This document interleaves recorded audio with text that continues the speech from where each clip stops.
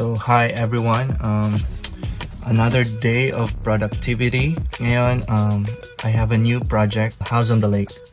Tuturo ko ngayon kung paano gagawin yung trees and reflection. So meron po ako ditong example na nagawa ko na and try natin yan gawin sa Photoshop. Ito. Paalala lang po, hindi po ito para sa mga beginners. This is for our intermediate users or artists and architects. Jump muna tayo sa intermediate part ng visualization. So ngayong meron na tayong mga elements or mga components dito na gagawin natin, start na natin yung process. So gagawa ko ng kind of dramatic or dark or moody scene. Tip for today, simplicity is beauty or less is more. Gawa ka ng concept mo as simple as possible para sa viewers. Yung hindi ma-overwhelm yung mata nila sa mga details na ilalagay mo. Start na natin. So, meron akong base render ng house. Tapos, gagamitan natin ng magic wand. And then, select inverse para makuha mo siya. Then, i-transfer natin sa canvas natin. I-fast forward ko. Lalagay ko lahat. Yan, cars, sky, yung tao, yung trees, yung backdrop trees. Ayan. So, meron ako dito ngayong isang example ng reflection ng tubig, which is gagamitin natin. Pinili ko po to, kumuha ko ng picture na tubig ng lake na walang reflection or walang noise. I mean, walang ibang reflection kundi yung purely texture lang ng tubig tsaka ng sky tsaka ng lights. Kumuha din ako ng another example ng reflection ng tubig para may backup tayo in terms of lighting, para may pagpipilian tayo kung anong maganda sa dalawa. Start na natin.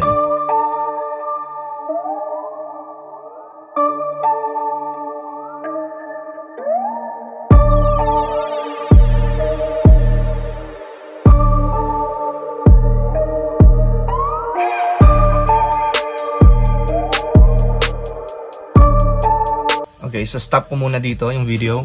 Meron ako ditong backdrop ng trees. Kita nyo, medyo hindi siya malinis. Merong portion na may mga white.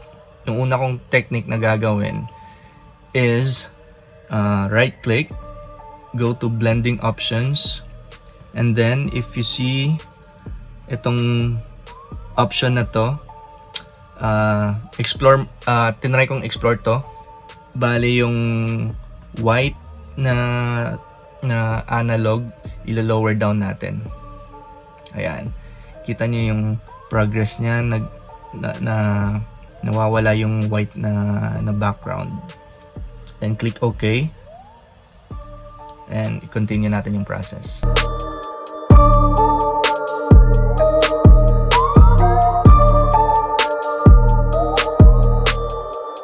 Then again, click blending options, right click, then ilalabas na, magpa-pop out yung ganitong window, and then lower natin yung white.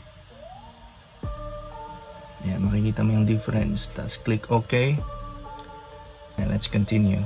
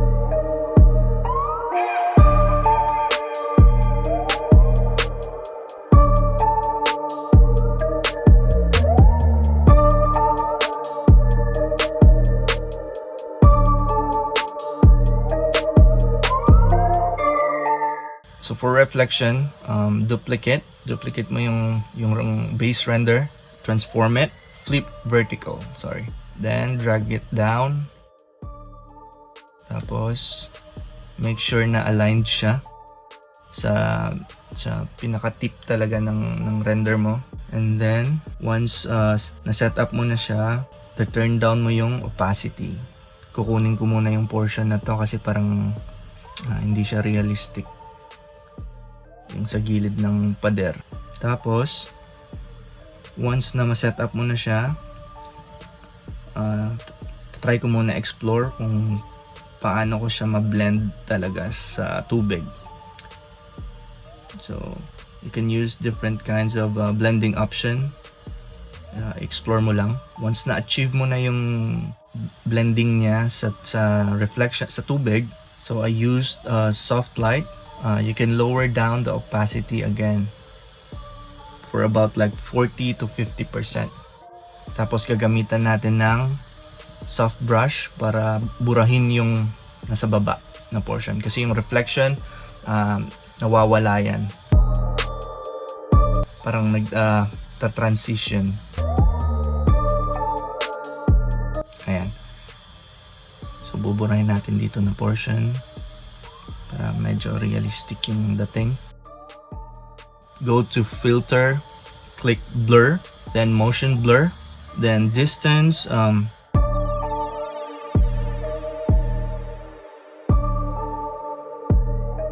and then turn up the opacity. Go to color balance and i-adjust mo yung kulay ng tubig, ng reflection, complementing the sky. So ayan, hindi siya masyado, kung yung sky mo is dark, yung tubig mo tsaka yung reflection medyo dark din, just to complement each other, sky and water reflection.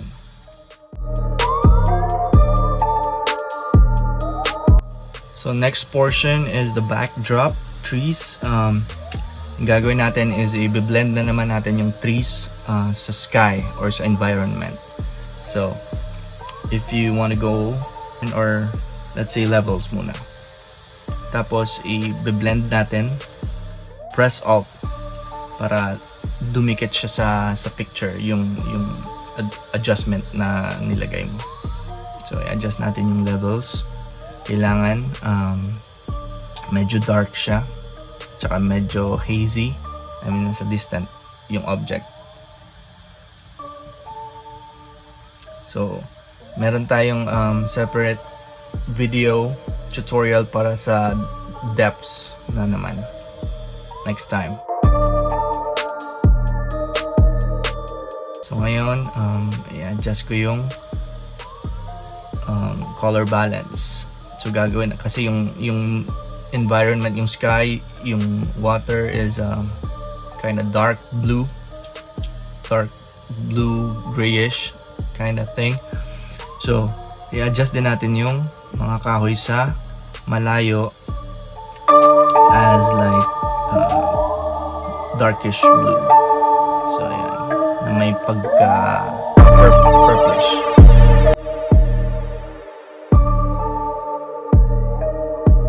Then go to gradient tool or gradient editor, target mo yung cursor pataas. Tapos lalagyan din natin sa harap. So medyo foggy siya. So ayan, then adjust your opacity. Ayan, para medyo realistic.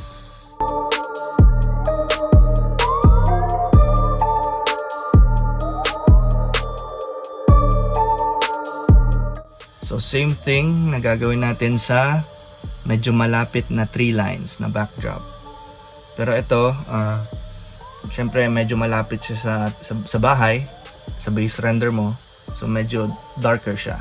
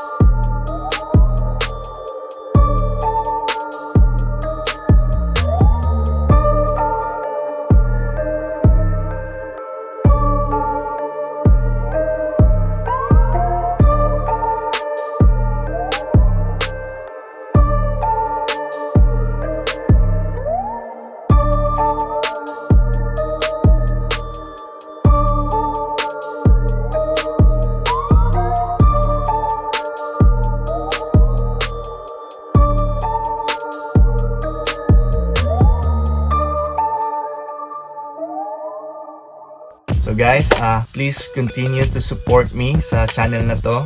Please subscribe and just hit the bell button para sa updates. And promise ko sa inyo na tuturuan ko kayo ng makakaya ko. Kung may mga comments kayo or questions, mag-comment lang kayo or PM nyo ako, email, nandyan sa description.